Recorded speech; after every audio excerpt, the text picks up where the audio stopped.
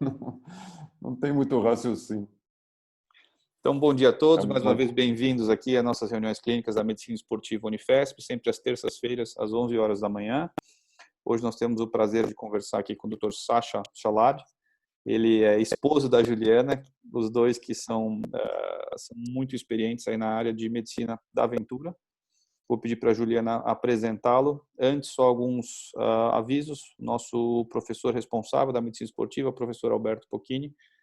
Terça-feira eu sempre ressalto que é nosso dia de reunião da Unifesp, então ele está resolvendo assuntos administrativos. Então eu aqui em nome dele, do professor Andreoli, professor Beno, saúdo a todos, dou um bom dia a todos. Sacha, bem-vindo. Juliana, se puder, por favor, apresente o currículo muito extenso aí que obrigado. nós não sabemos de cor. Ninguém melhor que você para apresentar. Bem-vindos. Obrigada, Paulo. Bom, hoje, então, o Sacha Schwartz, que é meu marido, é cirurgião vascular e do trauma, ele é especialista em cirurgia endovascular, diretor da ABEMAR, que é a Associação Brasileira de Medicina de Áreas Remotas e Esportes de Aventura, é o segundo biênio consecutivo que ele está como diretor da ABEMAR,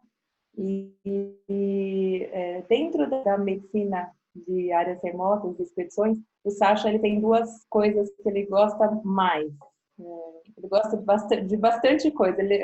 Ele tem uma gama extensa de interesses, né, dentro da especialidade, mas o que ele realmente mais gosta é a altitude de mergulho. Então, são duas coisas que a gente curte fazer muito juntos, e ele tem muitas especializações em mergulho, principalmente, mergulho técnico, mergulho full cave, rescue, ele dá master, então tem uma série de coisas que ele foi fazendo dentro da formação de mergulho. A gente fez juntos um curso de medicina de montanha no Nepal, medicina de montanha em altitude, e então hoje ele vai falar um pouquinho sobre preparação e montagem de kits médicos para expedições, não apenas para mergulho e altitude, mas como de uma forma geral. Bem-vindo. Ok. Bom, Ju, muito obrigado. Talvez o meu maior desafio é ser casada com você. Estamos gravando, hein? Estamos gravando, isso pode dar problema depois, nas próximas semanas em casa.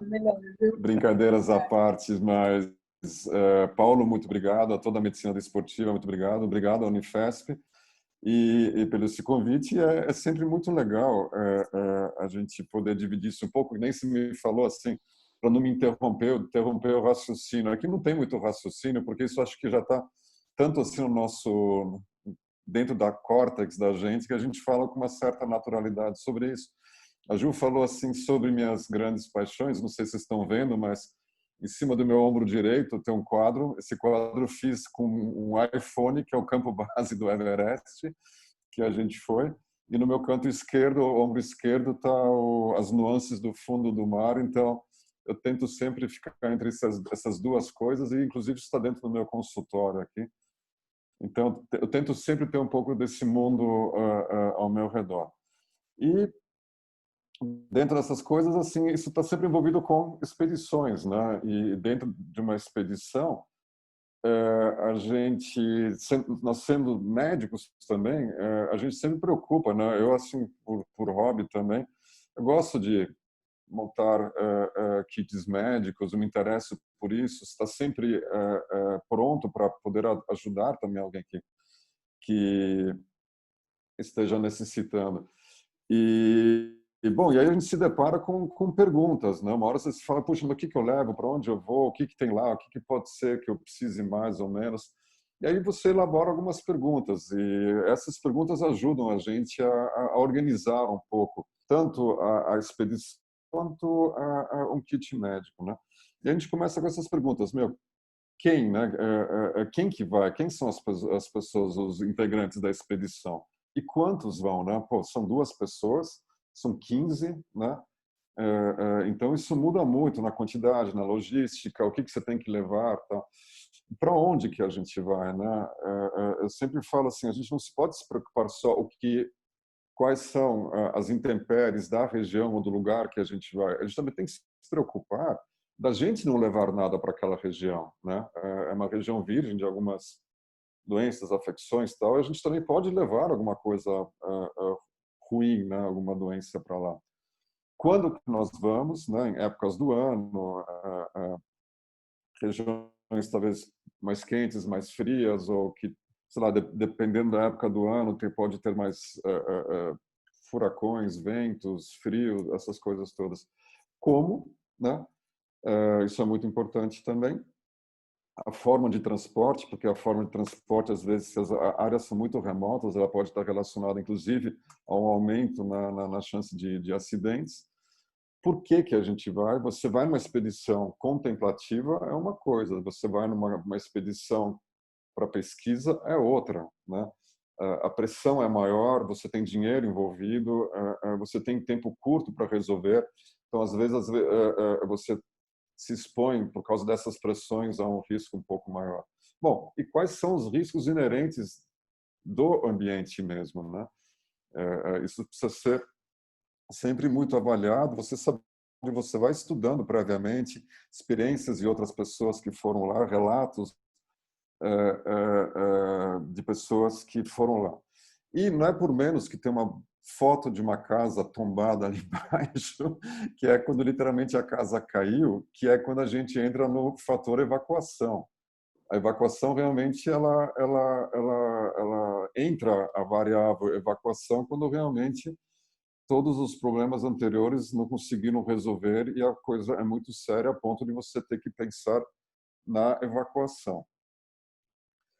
Para isso tudo, para a gente organizar isso tudo de uma forma melhor, a gente tem que pensar na avaliação de riscos, né? Começando por o que é evitar, o que a gente pode evitar, né? Então, por exemplo, vacinação, né? Febre amarela, por exemplo, sem a vacina da febre amarela você nem chega, você nem passa do controle de passaporte de países da África, por exemplo, né? Então você tem como evitar, né? Através de vacinações, orientações, falar com o médico do médico de viagens, né, viajante. Existem institutos de doenças, áreas tropicais, por exemplo, tem um instituto de áreas tropicais extremamente abrangente, interessante na Universidade de Hamburgo. Eles conseguem assim passar dados sobre micro-regiões, sobre algumas doenças endêmicas. Isso é interessantíssimo. Então, é você tentar evitar, através de vacinação, informação e tal, algumas doenças antes de viajar. E outra coisa são as doenças endêmicas, né? Então, a não ser que você queira saber o número exato dos ladrilhos do banheiro do hotel que você está em algum canto do mundo, porque você não sai do banheiro, e você tem que evitar de se contagiar com a principal doença do viajante, que é a diarreia, né? E muito preponderante nos países ainda em desenvolvimento. Eu não gosto muito desse termo, mas é de fato o que acontece, que são esses países nessa faixa vermelha, a gente pode ver, que tem um altíssimo risco da principal doença e que uma diarreia realmente ela não te inutiliza do ponto de vista que você fica confinado a um lugar, que você fique minimamente confortável dentro disso, mas ela também te exaure de forças, de energia e te limita realmente completamente física e emocionalmente, né? Então isso tem que Sasha, ser... só fazer um parênteses assim nesse ponto, né, que a gente pensa muito questões de expedições e tal. Eu tive uma experiência com a equipe de basquete sub-15 na época no Uruguai, onde assim 80% da equipe teve diarreia, sabe? Sim, sim. Foi assim uma coisa super complicada de lidar, assim. Então é Não, algo mas eu os acho que eu esportistas... estava do R1 para R2, assim. Quando eu cuido dos meus atletas que estão indo viajar, assim, eu acho que é um ponto super importante para quem lida com viagens, né, independente, né, sejam atletas profissionais, amadores, viajantes, né, é super E como é importante. que você vai, né? Como é que você vai pedir para alguém fazer esforço, fazer um treino físico com diarreia, né? Pois É é. muito Exato, complicado. não, E sul-americano. Já passei também algumas dessa, Bia. Desculpa, Sasha, por favor, continue. dependendo da época que você contrai a diarreia e do lugar que você está, você realmente entra em uma situação de risco, né? eu não quero tornar essa situação muito anedótica, contar causos, mas eu percebi isso na pele, na minha ascensão ao Aconcagua, onde a gente no campo base, a 4.400 metros, um terço do nosso grupo, de repente, ficou com uma diarreia que colocou em risco a pessoa, a equipe, contagiar as outras pessoas em volta. E um colega meu, que eu nunca vi isso na minha vida, mas ele comigo na barraca coletiva, com o oxímetro de dedo, ele estava com 46% de saturação. Após 3 dias de uma diarreia realmente inacreditável. Então, ele não tinha condições para descer, a gente estava na noite, ele com 46% de saturação. Aí você percebe o perigo que pode estar por trás disso. Imagina se entra tempo ruim, você não consegue evacuar e vira uma situação realmente perigosa. A gente conseguiu, graças a Deus, no dia seguinte, às 6 horas da manhã, assim que o sol começou a nascer, chamar um helicóptero. E aí, graças a Deus, deu tudo certo. Mas isso custou a expedição para 4 pessoas, né? Então, é uma situação realmente... E aí entra o que a gente está passando hoje, né? A proteção pessoal, lavar a mão, álcool, que houve alguma quebra nessa barreira, né? Bom, dentro da nossa avaliação de riscos, o que eu já tinha mencionado é o transporte. O transporte para as áreas de risco de remotas, ele muitas vezes ele é precário, né? Seja aqui numa travessia, né, que você pega aí uma brisa marítima um pouco mais intensa, que te quebra o mastro e você fica à deriva, né?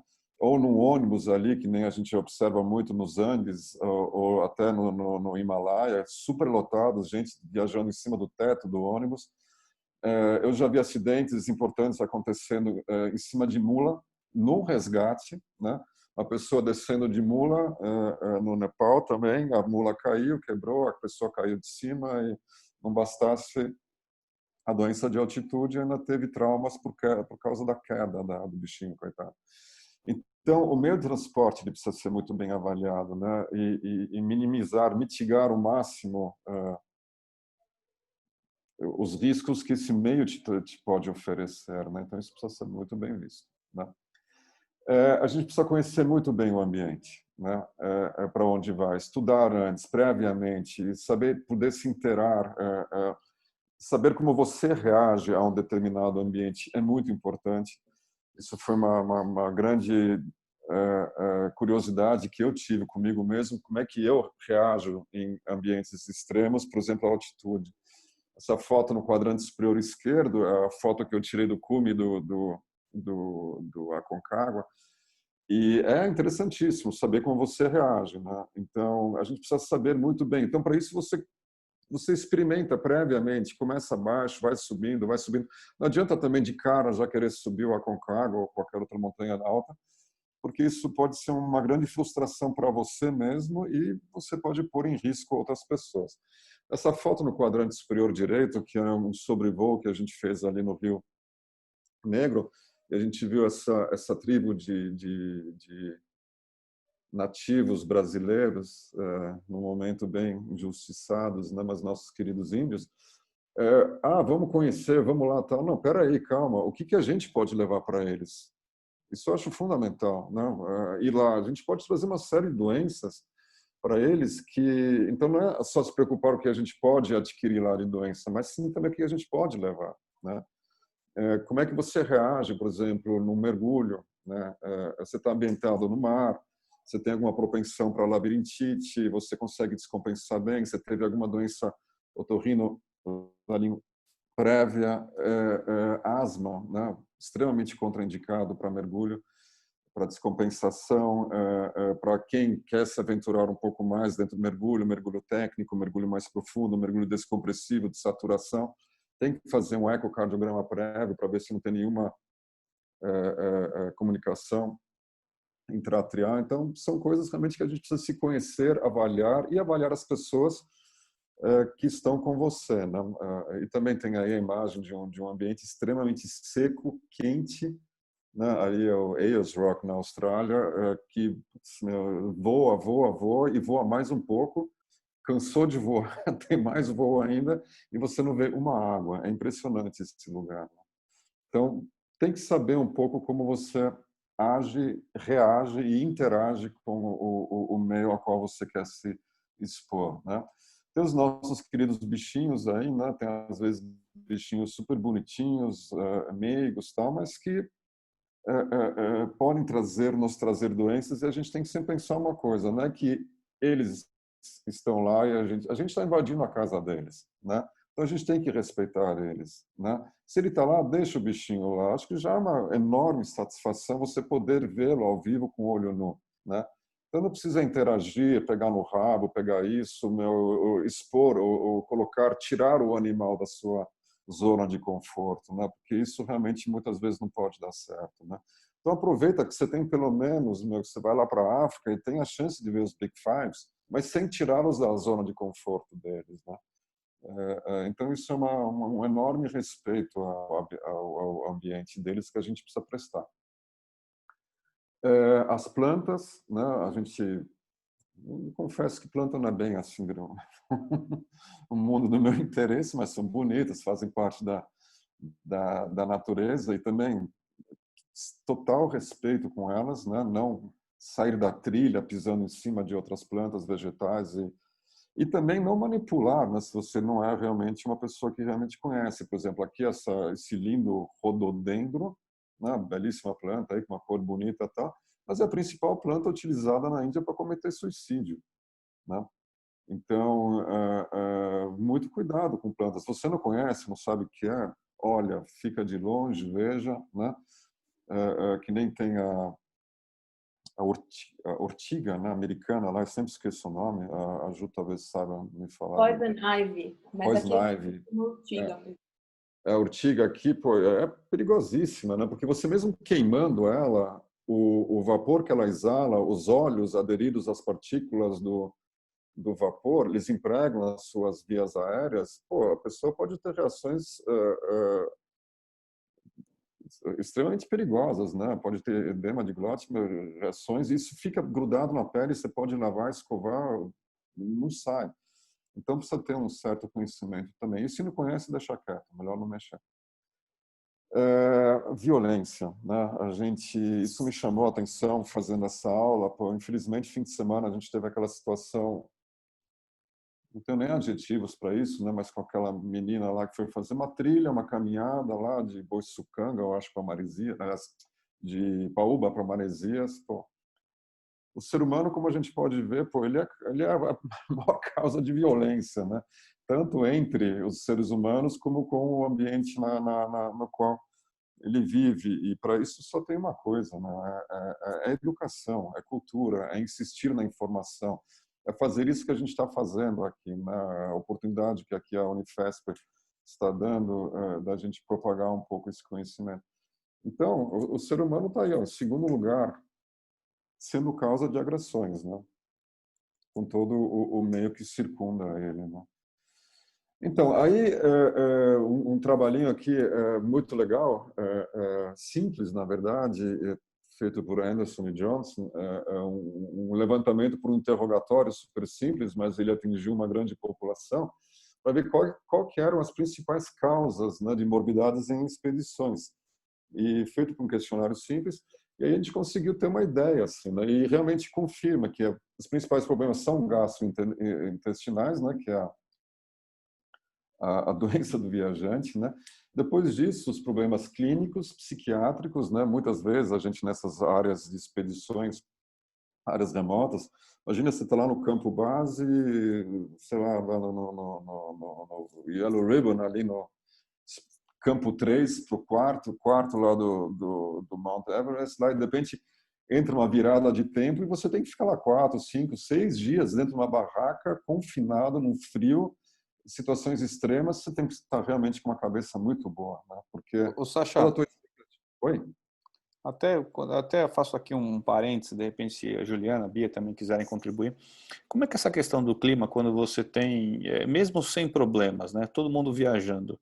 Eu gosto de mergulho e às vezes eu faço viagens de 14 dias E a gente Sim. vê que, assim, no final sempre tem, parece que o pessoal bate ali umas 2, 3 TPM ao mesmo tempo e sempre começa a ficar um negócio meio assim. Junta, né? Junta. Enfim, nada, enfim, contra a mulher, contra o homem, foi só um exemplo anedótico, mas assim, a gente vê que essa convivência muito tempo junto, né, isso pensando até que num barco relativamente assim grande, confortável, 2 pessoas por cabine, como é que é uma expedição, que você tem um monte de barraca, todo mundo junto, já que você falou essa questão do estresse aí, como é que lida com que isso e qual que é a frequência realmente desses problemas que tem com relação à convivência, e como é que vocês contornam isso? Você precisa ter um bom jogo de cintura, antes de mais nada. Você precisa ter um autocontrole grande, você precisa ter uma percepção muito boa para você, de antemão, já sabe, bater o olho e já fazer, às vezes, uma pré-seleção. Pré-seleção Isso que antes você da falou, viagem, né? Isso é fundamental, né? exatamente. Por isso que existem esses encontros pré, graças a Deus, exatamente o que você falou, tanto no mergulho quanto na montanha. Eu participei de algumas expedições, graças a Deus, nesses dois ambientes. Sempre tem esses encontros, né? Vamos pegar uma trilha ali na Serra da Mantiqueira, tá? Mas não é nada disso. Você já vai andando atrás, um meio aqui no meio, e você já vai batendo o olho, já vai entendendo. Sempre tem aquele que é um pouco mais retraído, mais quieto. Tem E o aquele que Rambo, sempre sempre tem tem um uma... Rambo também que quer sair na Oh, frente. exatamente. Já vem, o cara vem com 3 GPS, 4 facas do Rambo, vem com 3 relógios de cada lado. O cara vem assim com a loja da Ray dos Estados Unidos inteira pendurada nele. Então você começa a traçar um certo um perfilzinho assim aqui também. E a gente aprende isso de uma forma empírica, né? Mas assim já começa uma pré-seleção. Depois uma outra seleção é uma seleção física, da complexão física da pessoa, né? Porque isso são tudo coisas que acabam, a experiência, tempo dentro daquela modalidade de esporte. Então isso tudo serve para você já fazer uma pré-seleção. Aí no barco em si, já vi situações, de ter que separar a gente de cabine, levar um na proa, outro na popa, já aconteceu isso. Agora imagina você estar lá nas rocas, lá, 35 horas de navegação, num barco de 80 pés, com 26 pessoas a bordo, né? E pode ter, já teve briga, já teve situações de extremo. Medidas profiláticas, álcool, né? Álcool ali realmente tem que dar uma maneirada, tem que ficar de olho, outros afins, né? Então são tudo coisas que você tem que ter medidas preventivas, e mesmo assim tem que ter uma cabeça boa, né? E já houveram separações ou brigas homéricas, mortes, né? Inclusive em expedições por causa disso, né? Isso ainda no ambiente normal. Agora imagina tudo isso ainda sob influência Do de más estresse de condições, algum problema, aí más fica. condições de tempo, problema, frio, alterações psiquiátricas realmente que acontecem, né? Confinamento, né? A gente vê naqueles experimentos de Pavlov, né? Que confinava ratos no ambiente fechado, o que acontecia, né? Isso é uma reação por sobrevivência, né? Ela é instintiva. Você tem que sobreviver naquele ambiente, né? Então, realmente, isso entra no modo já um pouco do racional, entra às vezes no instintivo, né? Que foi comprovado por esses experimentos. Eu acho, também queria complementar, vocês falaram de brigas, de mal-entendidos, estresse e tal, mas uma das coisas também, quando a gente fala de problemas psiquiátricos, é depressão, né? Então, assim, saudade de Sim. casa. Esse estudo do Reino Unido, né, por exemplo, no Reino Unido eles trabalham muito com crianças e adolescentes, né? Então, muitas dessas expedições que foram levadas em consideração são expedições com escolas, nível secundário ou início da universidade. E então o que eles viram é que assim, essa população tem muito transtorno psiquiátrico, chega a 16% da população, depressão, saudade de casa, até enurese noturna. Então assim, uns comportamentos bem interessantes de se ver. E assim, realmente o ser humano confrontado e confinado, né, ele pode ter o fight ou flight, né, aquelas duas reações que a gente tem. Então ou realmente parte para o confronto com outras pessoas da expedição, e às vezes até consigo mesmo, autoflagelação, etc., ou acaba realmente batendo uma depressão, etc. Eu imagino que vocês que trabalham com atletas, né, que nem a Bia falou, sub-15, por exemplo, então, assim, é uma situação que você precisa realmente ficar de olho aí, porque tem muitos que, embora tenham experiência em competição, eles são jovens, né, assim, então, assim, tem ainda uma psique em formação, a gente precisa sempre atentar para isso, né? A gente vê nas concentrações, né, que às vezes as atletas, você fala, gente, precisa dar uma folga. Porque tá todo mundo, você começa a dar um respostinha pro outro, briga por causa da música que botou, aí começa no treino, começa a sair unhada, começa a sair tudo coisa, e você vê que às vezes você quer até blindar o time, e você deixa o time meio isolado, e chega uma hora que você consegue, é nítido, isso são assim, são meninas que se gostam, que treinam junto, né, então realmente esse aspecto eu acho que tem que ser considerado, ainda mais quando você está em situações extremas ou locais em que é difícil você conseguir ter uma válvula de escape, uma saída, né? Então acho que o planejamento aí é fundamental, né? Essa pré-seleção das pessoas, porque senão você pode fazer, às vezes você leva alguém inexperiente ou alguém emocionalmente estável, você ferra uma expedição que você ficou 6 meses planejando, né?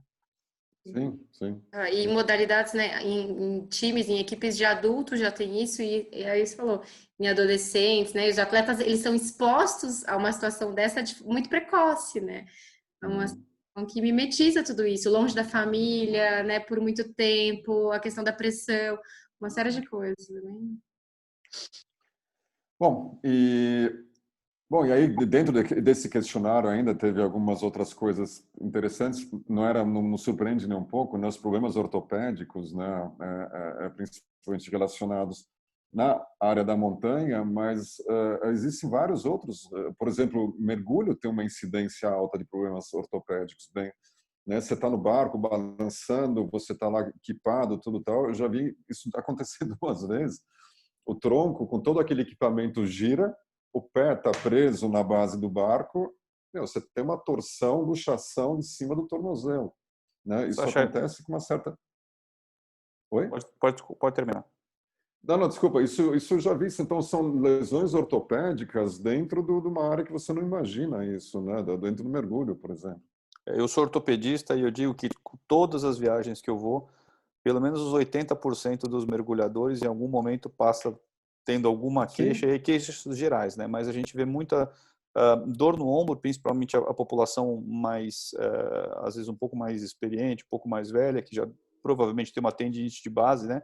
Então, às vezes, dependendo de como é o barco, carregar o equipamento, e também dor nas costas. Às vezes, até dependendo do tipo de colete que você usa, né? Da hiperextensão que você fica na coluna, tanto o peso quanto a hiperextensão da coluna, você vê que realmente o pessoal se queixa. Então eu levo anti-inflamatório porque acabo sempre usando bastante. Diprospan, anti-inflamatório. Não, claro, se as águas permitem, a modalidade do mergulho permite, isso é uma vantagem, porque se você tiver em águas calmas, você tem a chance de se equipar na água, né? Então isso tira muito daquele estresse, daquele peso, tudo tal. Mas os problemas ortopédicos, então acho até, desculpa, Paulo, mas são muito mais frequentes do que a gente imagina no mergulho, por exemplo, né? Claro, você está na montanha lá, você imagina, torceu, pulou, fez alguma coisa ali. Bom, aí os ataques animais, a gente vê também são frequentes, mas os problemas nos pés, isso depois eu vou voltar nesse assunto, porque eu acho ele interessantíssimo, que aqui no Reino Unido, na Inglaterra, a gente vê que a incidência ela é segunda menor. Claro, e os problemas cirúrgicos, aí já é drenar, desbridar alguma coisa, nada muito tão invasivo. Porém, isso levou a gente a ter um estalo aí, a Juliana capitaneou essa ideia e a gente tentou adaptar isso um pouco à nossa realidade. Então, foi publicado aí no Brasil, em 2018, o primeiro trabalhinho assim de áreas remotas, através de um questionário pelo Monkey Survey. E aí a gente tem um pequeno panorama do que acontece no Brasil. Infelizmente, o número de adesão, as pessoas que responderam não foi tão extenso e foram, curiosamente, mais pessoas relacionadas à área da saúde, médicos, pessoas que estão dentro desse nosso ambiente. E, claro, primeira coisa foram também os problemas gastrointestinais. Aí já em segundo plano já vieram os problemas ortopédicos, né? Isso e com uma incidência até alta. E aí também mais ou menos os mesmos problemas, e depois vem ali em quarto ou quinto lugar problemas nos pés. Isso me chama a atenção desde os minhas primeiras experiências ali nas agulhas negras, nas prateleiras, com 12, 13 anos. E até hoje eu falo isso para a Ju, é impressionante. Qualquer trilha que você pega aqui no Brasil, seja uma trilha de fim de semana, seja uma travessia da Serra Fina, você olha o calçado das pessoas. É inacreditável, mas você vê gente lá em cima andando com, sei lá o que bota agora, um tênis normal de corrida, sabe? Um Nike de corrida com a sola super móvel, né? Você precisa ter uma sola dura, chapada, né? Então você vê que eu acho que às vezes é uma questão de não se interessar, de não ver, talvez uma ansiedade de fazer aquilo ali. E não usar calçado adequado, o mínimo. Eu sempre falo, tem duas coisas que te fazem subir uma montanha. É tua cabeça e teus pés, os dois extremos. E se você não cuida dos seus pés, pô, pelo amor de Deus. Recentemente, a gente subindo ali no Paipi da Ilhabela, subiu um trio ali de uma molecada, pô, chinelo, Crocs, e a outra menina tinha esses sapatinhos de menina lá, sei lá. É inacreditável. Você pode ter lesões seríssimas por causa de uma questão quase cultural, né? Então isso eu acho que eleva o problema com os pés tanto aqui no Brasil e bolhas, né? Claro.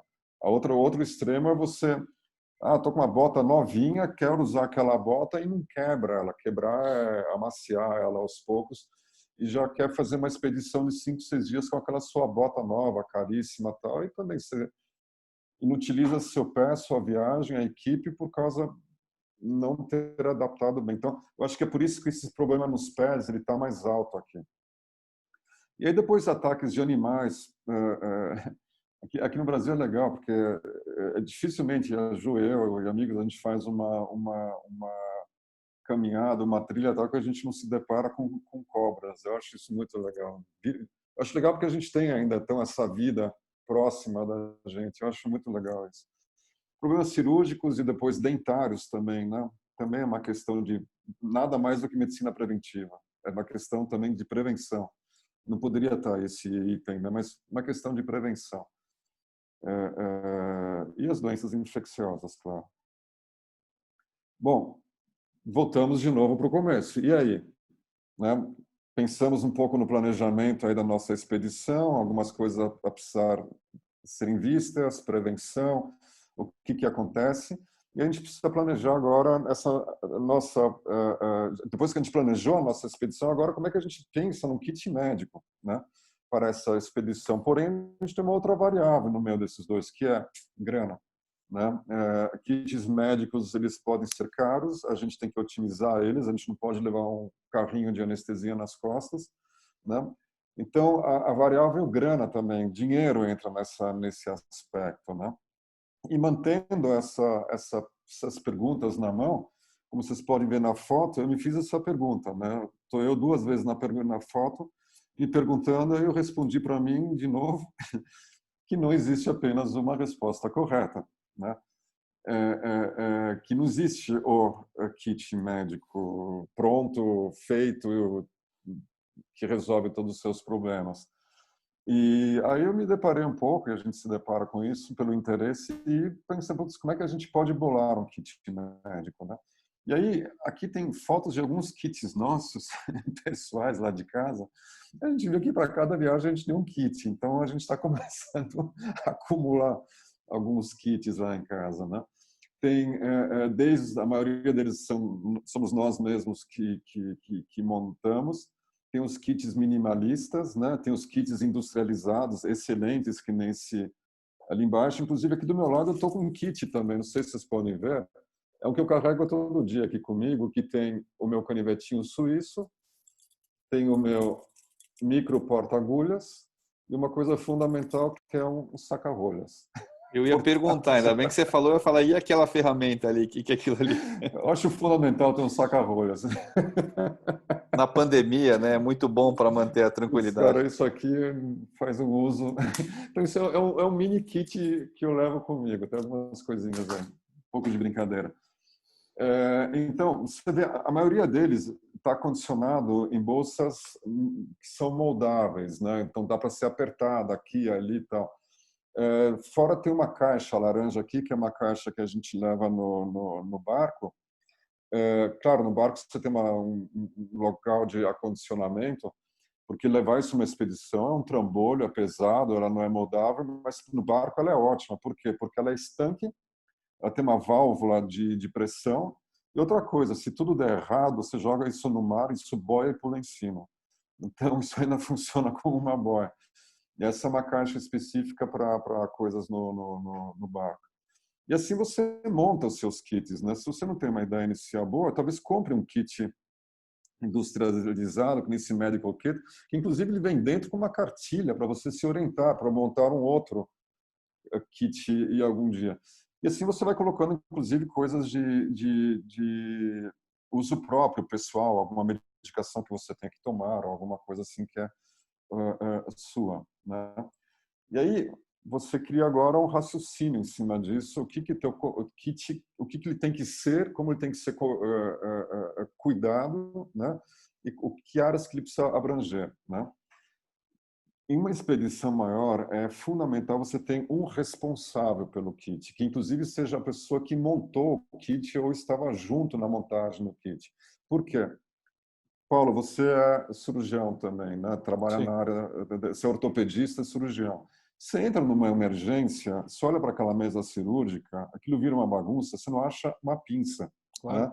Então, no estresse, numa emergência, a tua mesa tem que estar extremamente organizada para você saber onde está exatamente. Nem Você não olhar, você tem que pensar, pôr a né? Você mão, sabe não exatamente onde pensar. está cada coisa. Você tem que colocar a mão e já está na mão. Então, o teu assistente, o teu residente, o teu instrumentador, ele tem que estar sempre com as coisas no mesmo lugar. A mesma coisa um kit de primeiros socorros. Você abre ele para uma expedição de 15 pessoas, você olha lá e você não acha nada.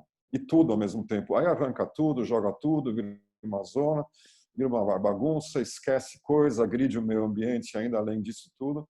Então, sempre tem que ter uma pessoa responsável por esse kit, ou pelo menos duas, tá? Ele tem que ter seguro, ele tem que ser seguro tanto para pancadas externas, né, traumas externos, tá? Como interno, e não pode sofrer influência de água, de umidade, calor, né? Pode inutilizar algumas coisas. Tem que ser robusto, né? Você vai fazer uma expedição para algum campo base, aquilo vai no lombo de uma mula, né? Tem outras mulas batendo contra, a mula cai, isso tudo. Então ele tem que ser robusto, porém ele tem que ser moldável também, né? Organizado, fundamental. Existem kits hoje que é muito interessante. Eles são organizados por cores, né? Você bate o olho, você já sabe que verde é via aérea, vermelho é não sei o quê, o amarelo. Então e tem um roteiro pelas cores, onde você já sabe, isso está na contracapa lá do seu kit. Então, isso ajuda muito, né? O acesso é limitado, claro. Não pode deixar um kit aberto lá, Deus e o mundo passa, pega, tal, porque pode ter coisas, às vezes, dentro daquele kit, algumas drogas, inclusive opioides, analgésicos, que podem ser, de repente, mal usados, né? O tamanho, né? O tamanho é fundamental. Também tem que ser pequeno, compacto, o menor possível, mas também que possa compactar todo mundo. Peso e custo, né? Aqui do lado direito tem todas, eu coloquei algumas especialidades de tudo que pode ter lá dentro, né? De todas as especialidades, materiais relacionados a todas essas especialidades. Alguém vai falar, puxa, mas radiologia, né? O cara vai levar um raio-x nas costas? Não, obviamente, mas é o ultrassom, como a gente pode ver hoje, o ultrassom, existem transdutores que você conecta com o teu celular e você pode fazer rapidamente algum ultrassom ali, desde um derrame articular até uma apendicite, ou fazer diagnóstico diferencial entre apendicite e alguma doença de anexos femininos ali. Então, o ultrassom hoje ele faz parte de um kit, claro, um pouco mais elaborado, mas ele faz parte desse nosso desse nosso contexto de kits, né? Bom, eu já falei, né? Quem é o responsável, né? Isso tem que ser designado previamente, tem que ser uma pessoa que saiba, inclusive, que saiba o que tem dentro do kit e que também saiba usar o que está dentro do kit, né? Não adianta ter um laringoscópio lá dentro, o cara olha para aquilo e fala, esse negócio curvo, eu não tenho a menor ideia para que serve. Então, isso precisa também ter, né? Como eu já falei, robusto, organizado, acesso limitado, né? Tamanho, peso, custo, claro. Isso, custo é uma coisa importante. Isso aí pode tomar proporções que precisam ser divididos dentro de todo o seu orçamento de uma expedição, né? A gente vê tamanho, por exemplo, tem desde desse dali, desse que está na mão, cabe na palma da mão, por exemplo, isso é um kit, né? Eventualmente para 2 pessoas por uma trilha de um dia. Você pode comprar kits por tempo de expedição ou de um dia e por componentes de pessoas que estão nessa trilha ou nessa expedição. Como você tem essa foto aí embaixo, que é uma foto gentilmente fornecida pelo pessoal da Volvo Ocean Race, que são as 3 caixas, é a mesma caixa que a gente tem lá laranja, essa aqui amarela, que são as 3 caixas e kits médicos que eles usam em cada barco da Volvo Ocean Race, né? Então a gente pode dar uma bisbilhotada aí nessas caixas aí, para quem gosta é show, né? Top, com coisas muito legais aí dentro. Para falar em coisas muito legais lá dentro, a gente vai se deparar, quem se interessar um pouco com isso, ou precisar se interessar, né, também para criar uma expedição, você vai achar uma infinidade de acrônimos, métodos mnemônicos, tal. Esse aqui é um método mnemônico adaptado ao português, que é o PATS, sei lá. Ele vem do inglês, na verdade, que em vez do T tinha um W, né? Vem de patas, de pós, que aí o T aqui é trauma, em inglês ele é wounds, né? Feridas. Mas isso aqui é uma coisa assim, sei lá, você escreve PATS lá, já, pelo menos já, a tua cabeça já funciona numa forma mais organizada, né? Prevenção, fundamental. Você tem um acidentado, né, numa expedição, cara, a primeira coisa que você precisa pensar é o quê? É quem vai socorrer, é em você. Você não pode ter uma pessoa em perigo, você não pode se expor a um novo perigo, né? Então, a primeira coisa é você avaliar a cena, claro, é o que acontece no AWLS aí que a gente ensina, a primeira avaliação da cena, né? E dentro dessa avaliação da cena, ela já serve para você ou outros integrantes não se exporem ao risco, né? Tá um carro pegando fogo lá, tal, no meio da 23 de maio. Você não vai abrir a porta do carro e tirar o cara lá de dentro. Você vai abrir o capô do carro e arrancar o cabo da bateria, né? Aliás, o carro não está pegando fogo ainda, o carro está extravasando gasolina do carro. Você não... Primeira coisa é arrancar o cabo da bateria e tira a pessoa. Então, precisa ter essas visões preventivas e não expor mais pessoas a um risco, não produzir mais vítimas, né? Isso é fundamental. Então, prevenção, procedimentos. Analgésicos, antibióticos, anafilaxia, né? T, como eu já falei, o trauma, e tempo, né? Tempo é fundamental, né? As coisas precisam começar a andar para você não entrar naquela última situação que é a evacuação, às vezes, inevitável. E sobrevivência, né? O que fazer para sobreviver. E um item sempre muito interessante, muito legal, é substituições. O que é substituições? É criatividade. Você precisa de alguma coisa e não tem. Puxa, estou com uma fratura, preciso reduzir a fratura. Não tenho nada para, não tenho um CAD, não tenho nada para reduzir. Mas o que eu tenho? Puxa, eu tenho dois como é que chama? Bastões de esqui, né? Então usa o bastão de esqui para fazer a mobilização do membro. Então aí entra esse lado de substituições, né? A criatividade, usar outras coisas que podem te ajudar. Sabe, né, que o pessoal chama meio de fortuna, né? Criar seu meio de fortuna. Sasha, a Maíta, que é professora aqui da Unifesp, trabalha com a gente na ginecologia, ela faz uma pergunta aqui: Ixizine ou Alegra? Qual que você indicaria para mala médica? Eu vou ser sincero com Alegra, uma questão de experiência. Eu tenho mais experiência com Alegra do que Ixizine. Mas se alguém tiver alguma crítica maior e conhecimento com os dois antihistamínicos aí, Por favor, também me Maíta, se ensina, quiser porque acrescentar alguma coisa do o que motivou essa sua dúvida, fica à vontade aí para abrir o eu, microfone. minha curiosidade é essa. Por que essa? Mas na verdade entra nesse contexto que você falou, não tem melhor ou pior, né? Depende um pouco da sua experiência, depende do que você tem em mãos Custo e também, né? A gente sabe que o Alegra não é um levaria um remédio O barato. corticoide, Alegra, Alegra é levaria, caro. levaria um corticoide e O um dos, Alegra é caro. né, talvez eu gosto bastante do Excisine, assim, eu Tá, acho que tem um tá. potencial, mas enfim, O potencial de ambos, você vê alguma diferença? Ou... assim, o efeito anti-histamínico do Excisine eu acho mais forte, mais agudo. Eu acho que o Alegra Tá, tá. prefere também, Ju? Também. Não, eu concordo. Na Você. minha cabeça, eu divido o seguinte: o Alegra eu acho mais para vias aéreas e o Exato, mais e o para Excisine mais para dermatológico, assim. dermatológico.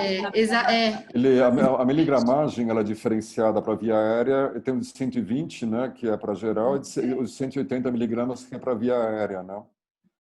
Agora, é o que você falou, biocorticoide sempre, né? E a Sasha vai falar ainda mais pra frente, mas assim, o que de fato salva, se você tiver que levar uma coisa, é adrenalina, né? Então, quer dizer, se você não tiver espaço para mais nada, não é Excisine, não é Alegra, não é corticoide, é adrenalina.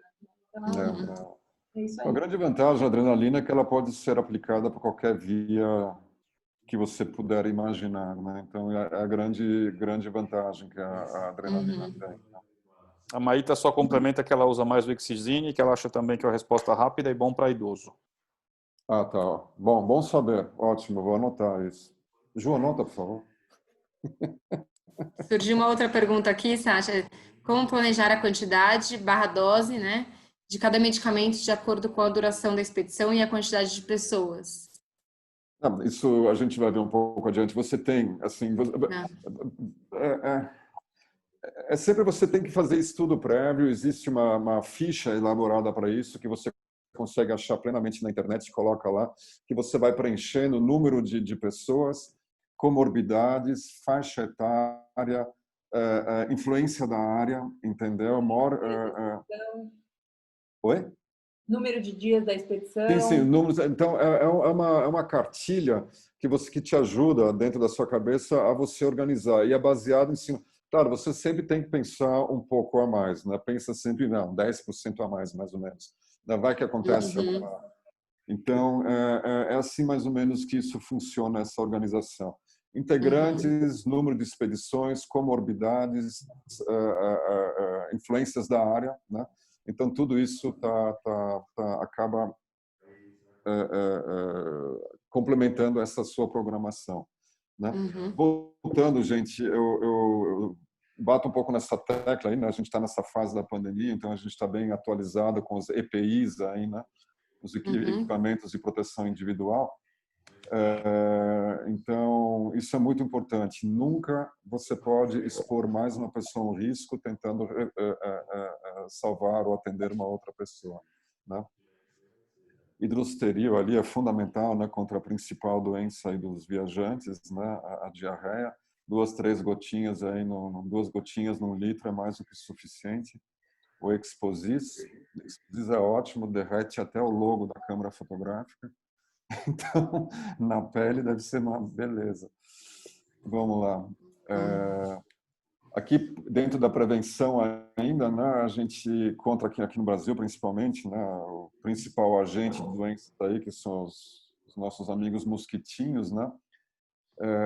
Então, sempre que puder levar um bivac aí com proteção para mosquitos, rede, né. Lembrar que a icaridina, o DET, o IR 3535 são eles são, como é que chama? Fugiu o nome. Não são inseticidas, eles... Oi?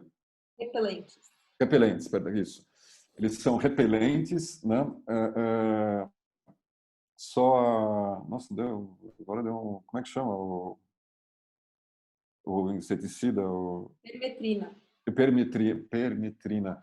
É o único que é inseticida. Ele tem uma grande vantagem porque ele além de ser o único inseticida realmente comprovado, né? Fizeram um trabalho sensacional ali em Botucatu sobre isso.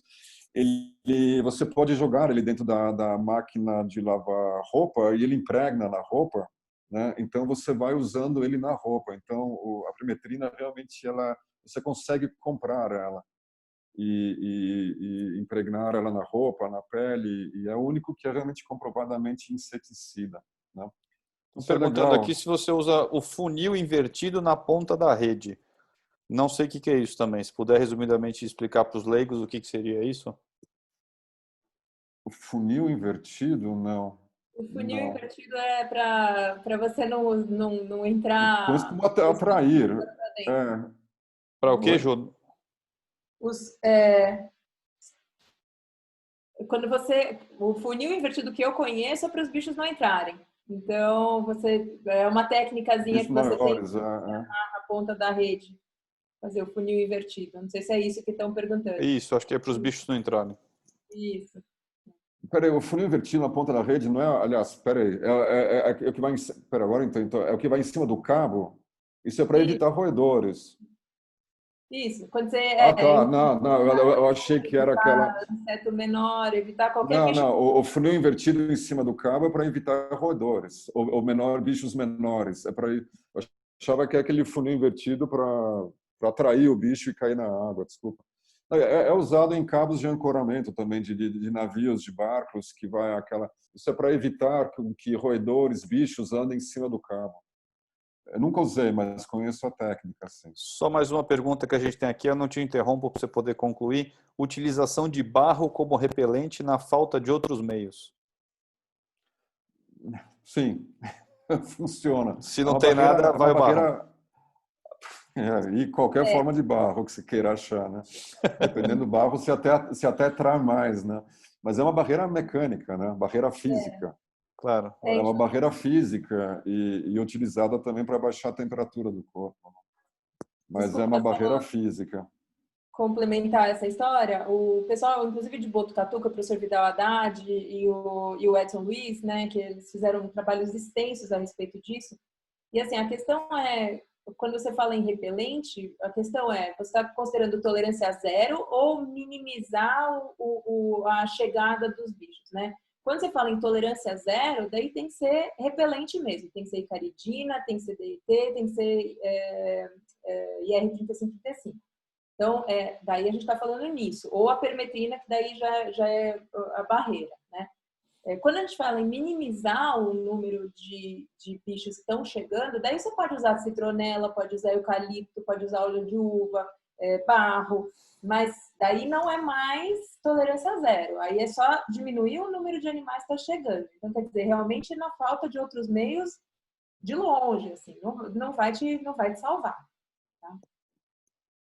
Desculpa interromper. Imagina. Bom, uma coisa importante também, tudo é importante, claro, mas é você sempre levar o que você puder levar, né, e saber usar também porque que você tá, o que você está levando, né? Uma coisa importante, assim, imagina confinamento, meu, você vai se preparar para subir lá uma montanha alta, 45, 50 dias no campo base, um monte de jovens lá confinados e aquela história, como é que é? Água morro abaixo, fogo morro acima, um monte de gente jovem. É sempre bom ter um teste de gravidez junto, né? Porque isso é tempo suficiente para uma pessoa lá ficar grávida no ambiente ou no caminho da expedição, e quando de repente entra alguma dor abdominal, isso entra como diagnóstico diferencial. É fundamental para essas expedições longas, pessoas jovens em fase reprodutiva, ter sempre nesse kit um teste de gravidez, né? Assim como um glicosímetro para pessoas com diabetes. Então, tem algumas coisas que fazem todo sentido ter. O que não faz mais sentido ter hoje num kit de uma expedição é um termômetro com mercúrio, né? Você hoje, termômetros são dados, inclusive, já hoje em farmácias, em necessaire de hospital, você já ganha isso hoje, tão barato que é. E você levar hoje um termômetro com mercúrio, ter o risco dele quebrar e contaminar o meio ambiente, isso realmente não faz mais nenhum sentido hoje, né? Voltando àquela situação, tem que saber o que você está levando, né? Não adianta levar um fixador odontológico aí para trauma bucal e você não tem a menor ideia como fixar entre um vão e outro do dente, no colo do dente, né? Da mesma forma como cânulas de intubação, cânula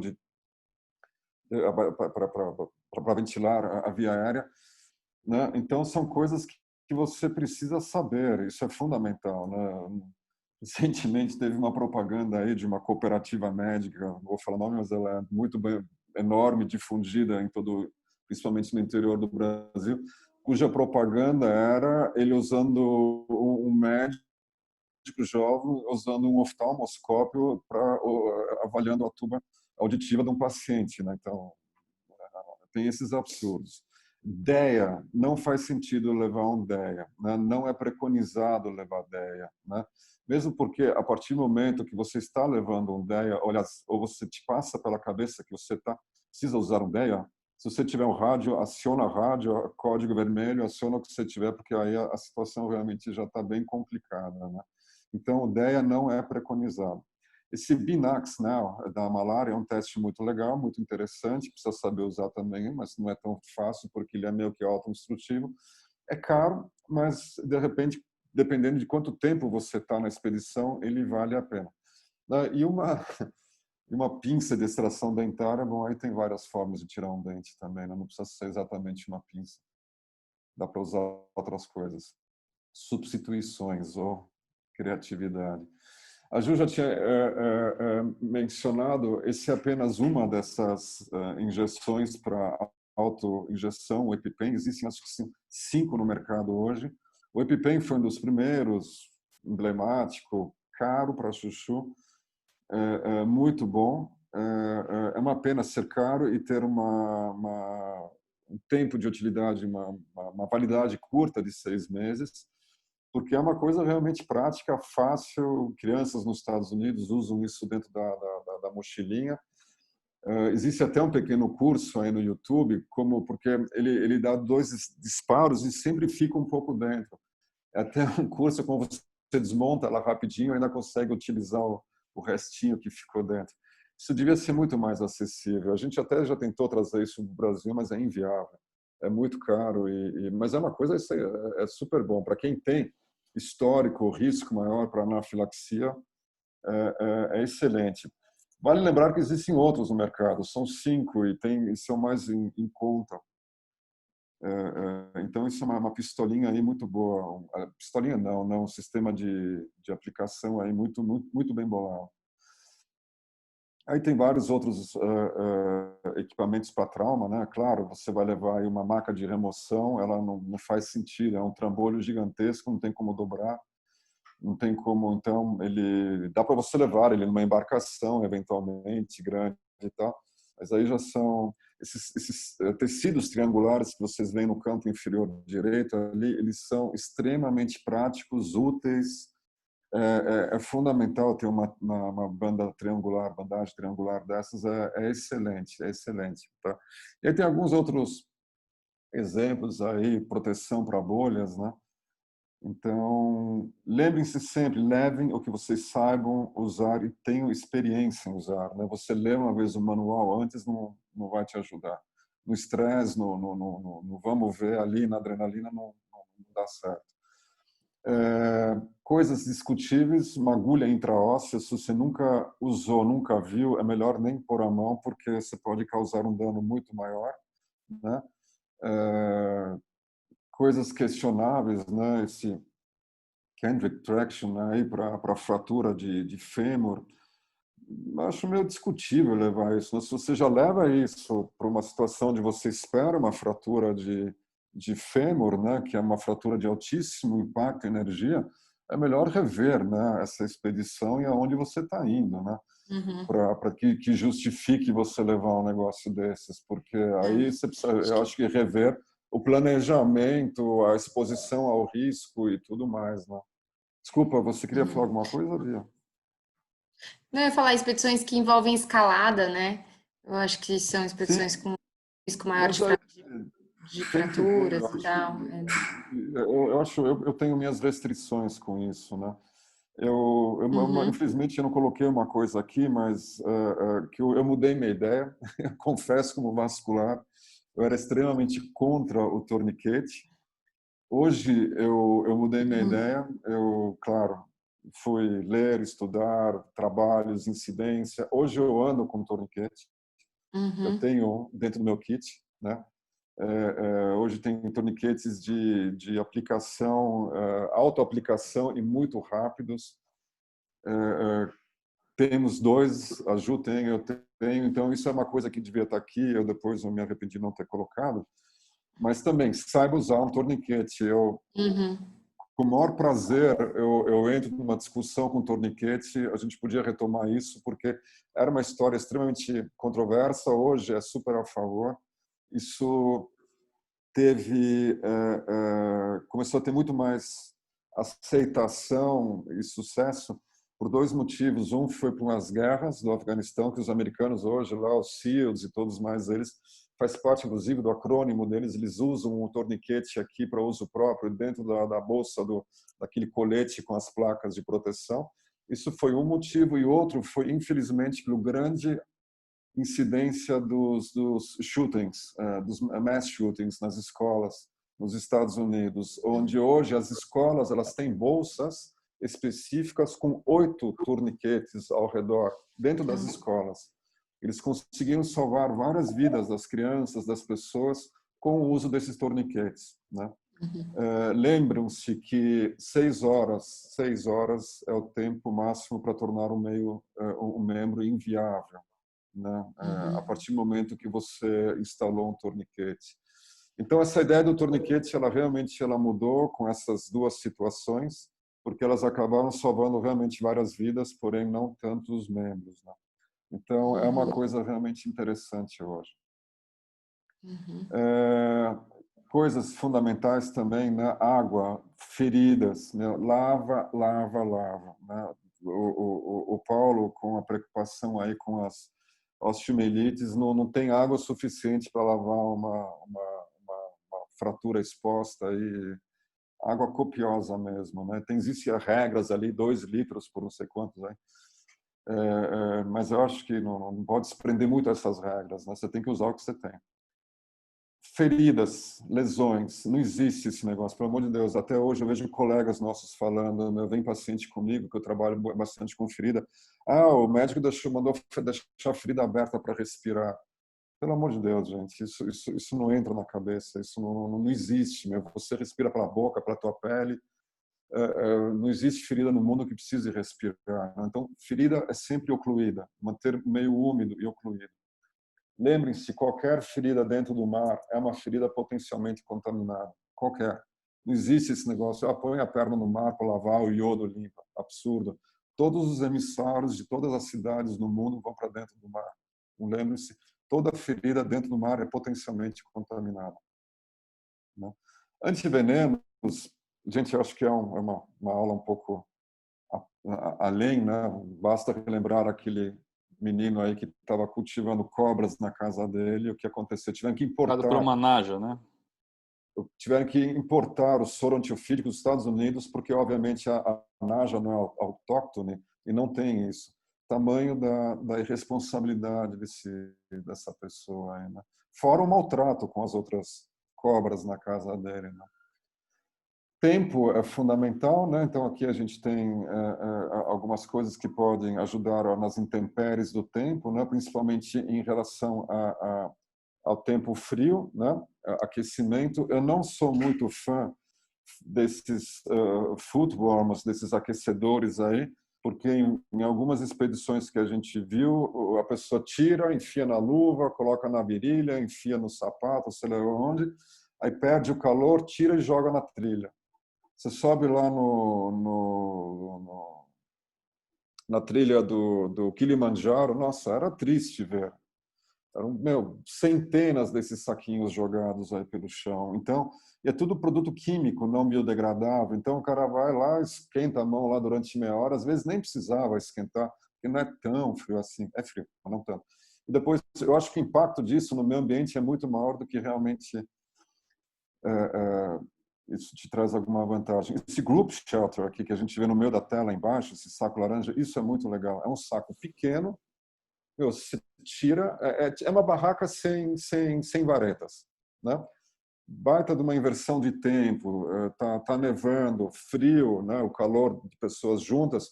Você abre isso, as pessoas entram, ele é ventilado em cima, ao ponto também não entrar água ou neve.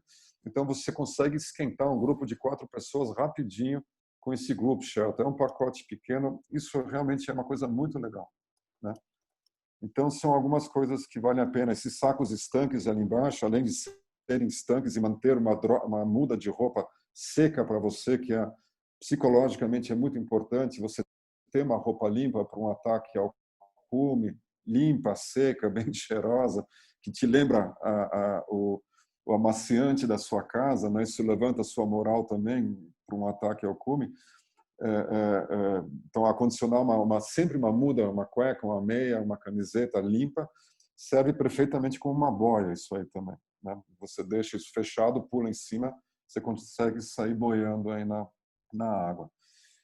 Sobrevivência hoje, o telefone satelital, ele tem 2 grandes empresas, ele é uma coisa, eu acho que fundamental hoje. Acho que 93, 94% da superfície da Terra hoje ela é varrida, né? Agora estão lançando o Beidou. O Beidou é um novo sistema satelital chinês.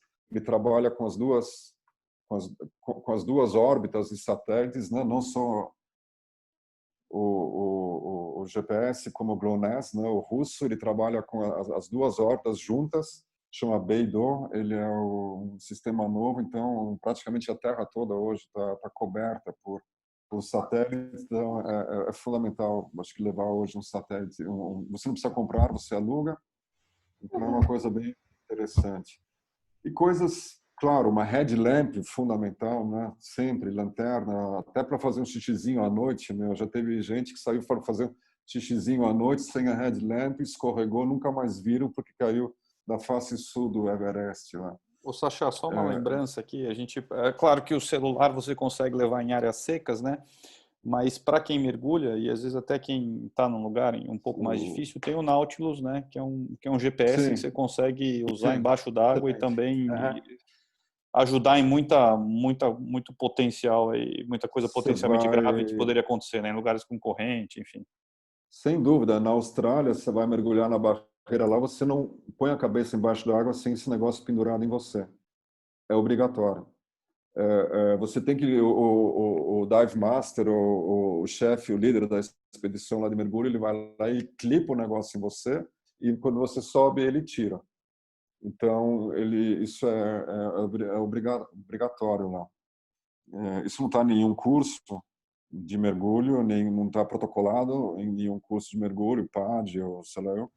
Mas, por exemplo, lá é obrigado, numa expedição que a gente fez, era obrigatório você levar esse treco E com não é uma você. coisa tão É muito bom. inacessível. Eu comprei, acho que $180, $190. Se Eu não você for sei o pensar que para preço. quem mergulha muito, por uma viagem que é uma coisa que é cara, $180 é uma coisa que você dilui facilmente né, e a segurança que você fica ali é muito maior. Vale, claro. Fundamental.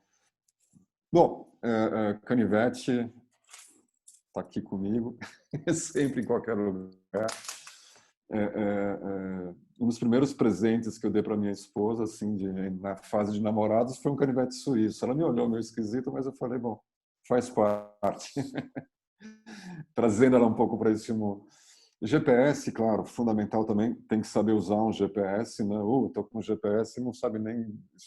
Eu já vi isso acontecer. Sinalizadores é discutível, né? Claro, mas não é sempre que é necessário. Água extra não é discutível, sempre, o quanto que você puder.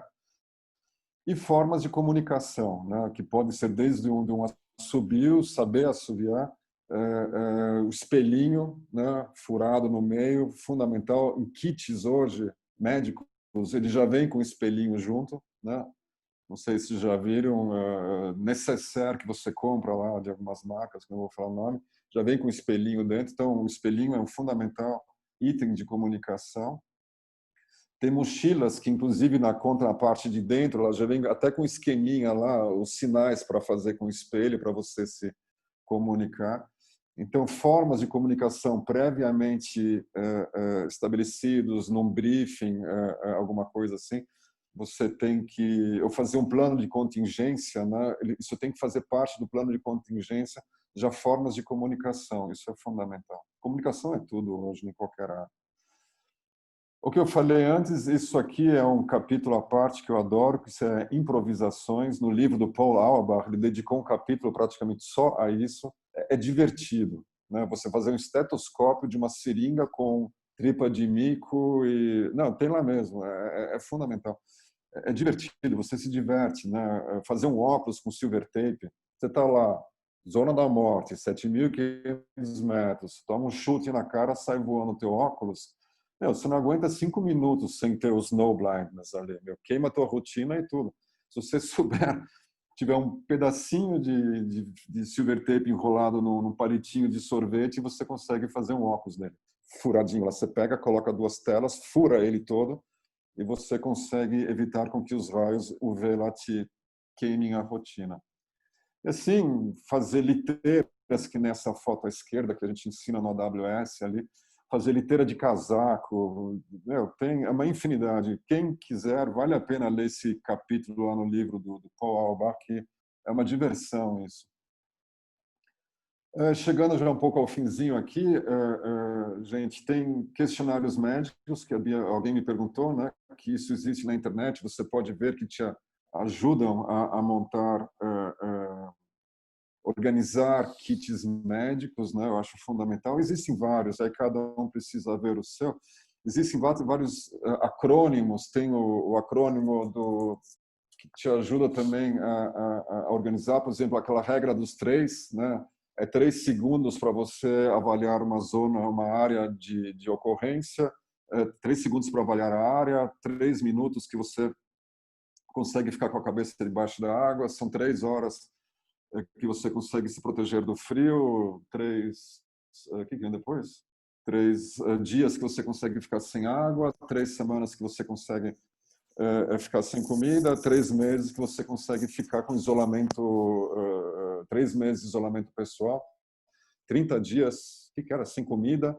É uma regra dos 3, assim. Aí tem outro método mnemônico que é o STOP, né? Que isso agora é em inglês, mas assim, quem quiser pode anotar, dar uma olhada depois. O STOP é você senta, observa, vê a situação, avalia, trata a dor. Tem outro método mnemônico que é o survival. Survival ele é utilizado pelas Forças Armadas e principalmente pelos SEALs, que também é um método mnemônico interessante para você organizar o seu pensamento. Então, lembra a regra dos 3, o stop, o survival. Isso são coisas bem interessantes, né? Você precisa fazer aquele briefing que eu falei antes, né? Que inclusive a forma de comunicação faz parte, rever rotas, rever derrotas, rever kits, equipamentos, tudo isso. E muito importante é sempre uma reavaliação constante, é sempre reavaliando, né?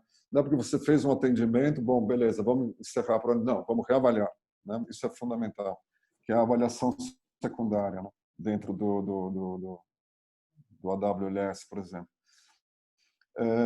E você precisa ter serviços prévios, né, de referência, por exemplo, tem que ter uma evacuação. Aonde está o hospital mais perto? Aonde está a forma de evacuação mais perto? Tem helicóptero? Qual tipo de trajeto de remoção? É barco? É mula? É helicóptero? Né? Qual é o telefone da base de resgate mais próximo? Isso tudo você já precisa ter antes na sua programação, né? Então, isso são tudo formas de você montar o seu protocolo para uma expedição, né? Então, isso acaba facilitando e minimizando os riscos, né, e tornando as expedições com mais sucessos e mais prazerosas. Portanto, organize-se, voltando àquele questionário: quem e quantas pessoas, para onde vamos, quando vamos, por quê, né? Uma diferença que eu falei de turismo contemplativo, expedição científica, estresse, pouco dinheiro, tempo curto, né? Riscos locais, riscos pessoais, riscos de um grupo, né? Riscos que podemos levar, isso sempre é fundamental, eu bato nessa tecla, né? Evacuação, né? Evacuação, bom, entrou sinal vermelho, a casa caiu. Planos para evacuação, transporte, hospitais próximos. Esse hospital mais próximo, ele é adequado para isso, né? Não adianta levar para o pronto-socorro de Boiçucanga um TCE, né? Então, você perdeu tempo para chegar lá, não tem nem o que fazer com essa pessoa lá. Então, TCE, hospital pelo menos terciário, quaternário, aonde? São José dos Campos, é o mais próximo. Então, precisa ter essa organização prévia, né? Quanto, né? Também isso faz todo sentido, no dinheiro, essas coisas. Saber suas limitações para ser o bom samaritano, né? Para se tornar o que ela já está, né? Não se aventure a fazer coisas que você não sabe, né? E saber usar o que você está levando dentro do seu kit, fundamental, né? Ter uma mínima experiência. E prepare-se para improvisar, não tenha medo para improvisar, né? Tenha criatividade, não tenha a cabeça calma para ver o que está ao seu redor da zona de ocorrência e o que você pode usar ao redor ou coisas que você está usando que você pode usar. Putz, falei pra caramba. Falaria até mais. Excelente, Sacha. Na verdade, a gente tem feito algumas aulas com a AWS, né? E eu acho que essa é mais uma das brilhantes aulas que a gente tem. Eu acho que tem mais alguns assuntos aí que a gente precisa conversar. Vejo que vocês têm muita experiência com relação a na verdade, eu queria falar um pouquinho de equipamento para as pessoas que pensam em começar a fazer uma escalada, uma montanhismo, uma caminhada. O que é o básico, né? Você falou do calçado. Eu acho que isso é uma dúvida de muita gente, mas a gente conversa aqui em off. Eu acho que, assim, como escolher, por exemplo, um calçado para você fazer uma trilha ou para você ir para o Everest, né? A gente vê que para quem é do ramo, parece uma coisa básica, mas as pessoas, quando vão comprar, elas são influenciadas ali pelo vendedor. E muitas vezes não estão preparadas. A gente vê que grande parte das lesões a gente podia ter prevenido. Então, eu acho que uma aula assim, informativa, no sentido de talvez a gente orientar como começar, né? O que tem no equipamento ali que seria o básico, né? Um canivete. Pô, tem tipo de canivete, certo? Você precisa comprar aquele canivete que pesa 1,5 kg? Não, o que precisa ter? Mas a gente conversa isso em off e faz uma outra aula, tá? Nós já passamos aqui um pouquinho do tempo. Então, tinha uma outra pergunta aqui que eu, infelizmente, vou deixar para uma próxima oportunidade. Queria mais uma vez agradecer sua brilhante aula. Ficou, assim, muito claro que, realmente, se eu for algum dia para a montanha, eu vou levar você junto, ou a Juliana, ou os dois. Eu acho que fica claro que a gente tem que fazer o planejamento, né? É isso. Você precisa entender o que você quer fazer, quem é o público, aonde você vai estar. Se você for na aventura, aquele negócio de ir na raça não dá certo, né? Acho que isso ficou muito claro. Não. Brilhante aula, planejamento e prevenção é fundamental. Fundamental. Então, em nome de todo o nosso departamento, queria agradecer mais uma vez a Juliana, que está sempre com a gente. Você que acho que é a primeira vez, mas agora espero que vire habituê aí das nossas reuniões. A Bia, que está sempre com a gente. Todo o pessoal do staff que está participando. Então, um prazer imenso. Na semana que vem, nós vamos falar um pouquinho de artrose, sobre a atividade física, né? E tratamento da artrose de joelho em atletas. Quem vai conversar com a gente é o Laraia, futuro presidente da Sociedade Brasileira de Medicina do Exercício e do Esporte. Às 11 horas, na terça-feira, estão todos convidados. E em 2 ou 3 semanas eu tenho algumas ideias de tema que a gente pode voltar a falar de medicina de aventura. A gente conversa depois, tá bom? Mais uma vez agradecer a todos. A aula disponível no YouTube, acho que a partir de hoje à noite, tá bom? Foi um imenso prazer, Sacha. Um abraço a todos. Imagina, tudo meu. Saúde, gente. Boa semana. Tchau, abraço. Tchau. Obrigada. Tchau.